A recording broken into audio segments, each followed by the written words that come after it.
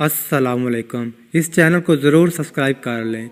दौरान सफ़र एयरपोर्ट पर मैंने अक्सर मुसाफिरों को देखा है कि वो बार बार अपने पासपोर्ट और टिकट या तो हाथ में ही पकड़े रखते हैं या फिर किसी जेब या बैग में रखा हो तो बार बार चेक करते रहते हैं कि मौजूद है ना, कहीं गुम तो नहीं हो गया।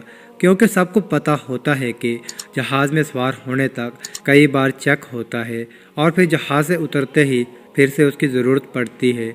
सबको मालूम होता है कि अगर गलती से कहीं ये गुम हो जाएं तो फ़्लाइट में सवार नहीं हो सकेंगे। ऐसा ही कुछ हमारे ईमान और अमल सालिहा का हाल है। यही हमारे पासपोर्ट और टिकट हैं जो जन्नत में दाखिले के लिए ज़रूरी हैं। होना तो यही चाहिए कि बार बार हम चेक करते रहें कि हमारे ईमान की क्या सूरत हाल है और हमारे अमाल कैसे हैं। खुद से सवाल लाजमी कीजिए कि क्या जो फ़राइज़ अल्लाह ताला ने हमारे ज़िम्मे लगाए हैं वो हम पूरे कर रहे हैं, चाहे वो हकूक़ अल्लाह में से हों या हकूक़ुल अल्बाद में से। शुरुआत नमाज से कीजिए कि कब्र में सबसे पहले नमाज ही के बारे में सवाल होगा। आखिरत के लिए अपना पासपोर्ट और अपना टिकट आज से ही चेक कीजिए।